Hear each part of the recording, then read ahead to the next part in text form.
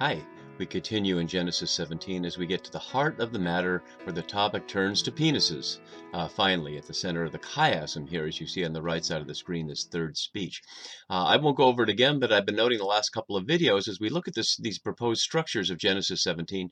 Neither the chiastic nor the parallel panels are perfect. They're both missing verses in ways that make it seem contrived to some scholars. But there's no question here that the covenant of circumcision, that Abraham's requirement to circumcise the flesh of the foreskins of you and every male in your household, is the center of our story here. So as we were looking at last time, we looked at this comparison of the covenants in chapter 15 and 17 around the question of kings. But now this is unique. Now there's nothing about this that was foreshadowed in earlier covenants. The promises of descendants in great quantities and of land in large quantities have both we've heard several times. But the circumcision thing seems to come out of nowhere if you weren't expecting it. So as we look at key words here today, we'll see that we're in our themes. We're in this section here, and I'll show in a couple of minutes as we go through this that there's a ritual nature to the language here, this repetition of key words and phrases multiple times, so that we'll see that only a few things are added to it in this second half here, but otherwise we're seeing that the ritual itself is framed with ritual language around this here. It's also a way that we'll see, as many scholars have noted, especially Williamson, whose dissertation we've been looking at is on the relationship between chapter 15 and 17 covenants here, that for Abraham to become the father of multiple nations is to say not just the Israelites or the Judahites, not just the blood relations of him, but everybody who joins in this covenant. So let's begin to look at our passage here today as God in the form of Elohim explains to Abraham and the audience what the requirement is for all time. So as we begin in verse 9, this is the first time in Genesis that God directly addresses Abraham. So God says to Abraham here, now he's fully Abraham, as for you, you shall keep my covenant. And the word for keep here, shamar, is a common word for covenant, but this combination, you shall keep my covenant, is 13 times in the Hebrew scripture, 7 times for God's covenant hesed, which we've seen before, that untranslatable term for covenant loyalty or love, that is the essence of Yahweh or Elohim's nature here. So you should keep hesed as 7 of the 13 times. 7 times where the word is used, but 13 times in this combination. But here and in Exodus 19:5 for Israel. We saw it before for keeping in the Garden of Eden there, and the flaming sword to twirl and keep them out of the garden. And so here it's for keeping the covenant, and it will be used in other contexts for keeping commandments. But there aren't commandments in that same way in Genesis as there are in books like Exodus and Leviticus. And not only shall you do it, but you and your offspring after you throughout their generations. And we've seen already that the phrase offspring after you has been used several times, but now it's linked to the covenant of circumcision. We've also seen throughout their generations was earlier. So as we'll see in a minute how much of this is repeated and how much of this is new.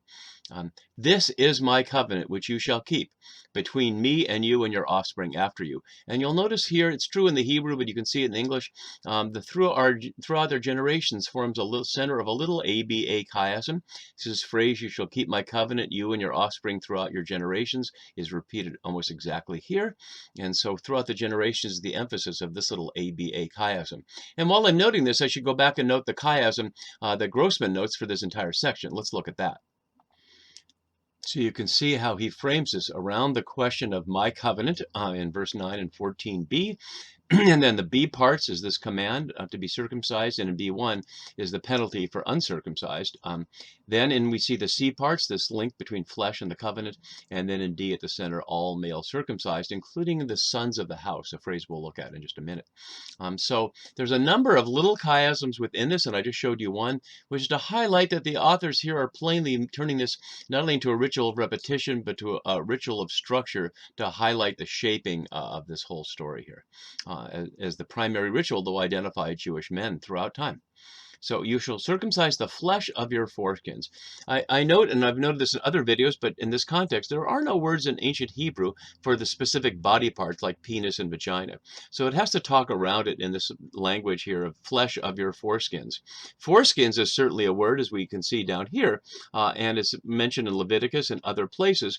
It becomes a metaphor in other places for the foreskin of your heart in Deuteronomy and the prophets to circumcise your heart. And in fact, sometimes it's your ears.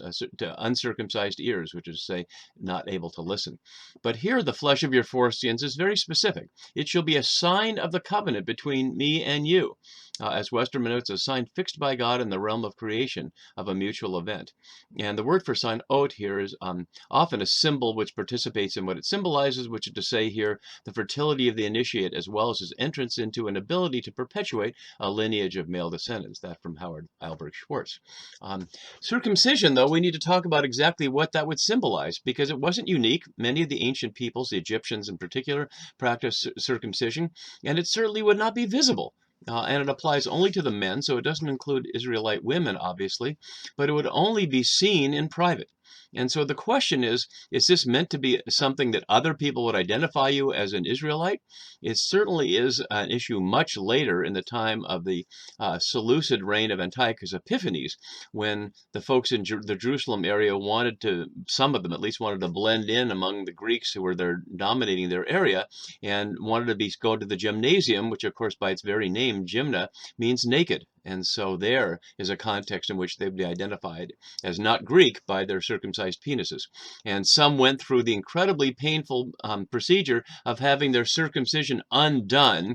Don't ask me about that. You can look it up yourself if you want, in order to pass. So that's a rare occasion where it would have been something visible to other people. Otherwise, it's between you and your partner and maybe your children and Yahweh or Elohim or God. And curiously, when I've asked young people, when I was a college teacher for 2 decades, what they thought is, they were befuddled. Because often they have been taught something, maybe you have as an audience, that separates sacredness from sexuality. And as I've been trying to emphasize throughout these videos on Genesis, any sense that the Bible or God or religion or anti-sex comes from the Christianity created by the Platonist philosophers who became known as the Church Fathers. You don't find that in the Hebrew Bible anywhere, which is all about the goodness of creation, the goodness of the human body, as parallel to the body of the earth as an expression of God's intention that fertility come from it and life be abundant. And so here it's a sign in the sense of for the man himself to recognize that his penis, his fertility, his source of pleasure with his partner is in covenant relationship with God. Yeah, and that's really a radical notion, made more radical by the disjunction that many of us have inherited between God and sexuality, between God and religion on the one hand, and our bodies and pleasures on the other. So I'm really hoping this video and many others can help restore the biblical sense of the positivity of enjoyment in one's body. Although this passage doesn't talk about the enjoyment of sexuality, simply about the sign of it as an expression of fertility. But it certainly isn't excluding pleasure. This is not Augustine's, you can have sex, but you better not enjoy it. Let's continue down and look at the rest of our scene here. So now it's repetitious, except for one interesting element. Throughout your generations, every male, and the word for male here is, we've seen it earlier, up in verse 10, just above here, and I'll take us back there so we can see that the word zakar here was previously used only as part of inclusive pairs of male and females, like in the creation story in the beginning or in the flood story, you see reference there. So it's not a man, it's a male. And that would curiously suggest circumcising the non-human males as well, although there's nothing about that here, because certainly zakar applies to non-humans as well as to humans, and bringing the pairs of animals into the ark, for example. But I don't know any scholar who's bothered to consider that issue here. Back to verse 12. Every male among you shall be circumcised when he is 8 days old. And that's an interesting variation. And as some scholars have noted, shifting what had otherwise been a pubertal or nuptial ritual into a covenant rite, which is, say, in some other cultures, like bar mitzvah became in the Jewish culture later, that a male would be circumcised when he's ready to express sexuality through his penis.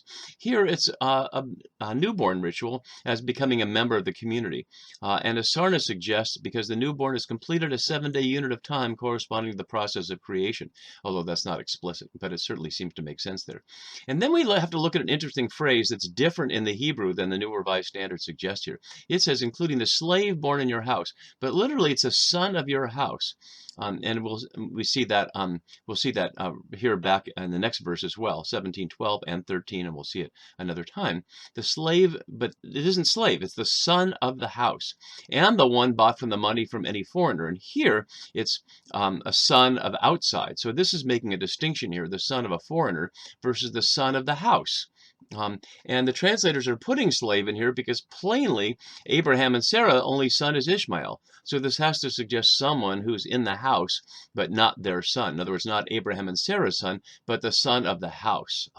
But we don't know anything about slavery in this household other than Hagar, who is a slave girl, as Sarai described her. But we've not seen male slaves. So we don't know how many these are, who these are, other than the reference to Eleazar. And notice it includes those bought with money from any foreigner. Does that imply something from what we saw in Egypt? We didn't see any money spent there, but we'll see opportunities for money elsewhere, especially here in 35. The other reference to circumcision, which not in this place, but I noticed elsewhere, is in chapter 34, when it'll be used as a weapon against people who rape Jacob's daughter. But we'll save that surprise for when we get there. Notice that in verse 13, it repeats just what it repeated there. So emphasizing this through repetition. The son of the house born in the house, or the slave born in the house, which is say son of the house, and the one bought money must be circumcised. And here it's doubled. Hemol yamol, must be circumcised. Circumcised, yes, circumcised. So shall my covenant be in your flesh, an everlasting covenant. And so we note that the everlasting applies not only to the everlasting holding we saw up here, but now to the everlasting covenant here. They're listed together. And then unlike everything else in this chapter, there's suddenly a penalty. Any uncircumcised male is the only time in Genesis we hear the term uncircumcised. It's used in Exodus for a metaphorical expression, the inability to speak, or sometimes for a closed heart. But this is for the literal here. Any uncircumcised male who is not circumcised in the flesh of his foreskin shall be cut off from his people, which is to say somebody who might refuse. The word cut off from karet here, which is a play meaning to cut off, and that's often the term for circumcision, or for covenant, to cut a covenant. And so if your penis isn't have the foreskin cut off, you will be cut off. Notice not from God's people, from his people, because this envisions a multiple people gathered under one covenant. And so it says he's broken the covenant, hepar here, largely used in association with covenant and commandments. But it's to say that any male who is circumcised has become part of this larger people. And that will set up the possibility that Abraham can be the father of multitudes, not just the Israelites who will begin from his grandson Jacob, whose name will be changed to Israel by a mysterious stranger with whom he wrestles in the night, but all these others in their household that join this. Otherwise, they're out. And notice that it's not a penalty like they'll be killed or anything. It just says if you're not circumcised, you're not part of this people. So we'll look next time as the story changes radically. It shifts from the question of progeny to circumcision to the question of Sarah. And that may surprise us here. And it's named Sarah before we hear that her name will be changed. So we'll shift from the focus on Abraham to the focus on Sarah next time. See you then for that. Bye-bye.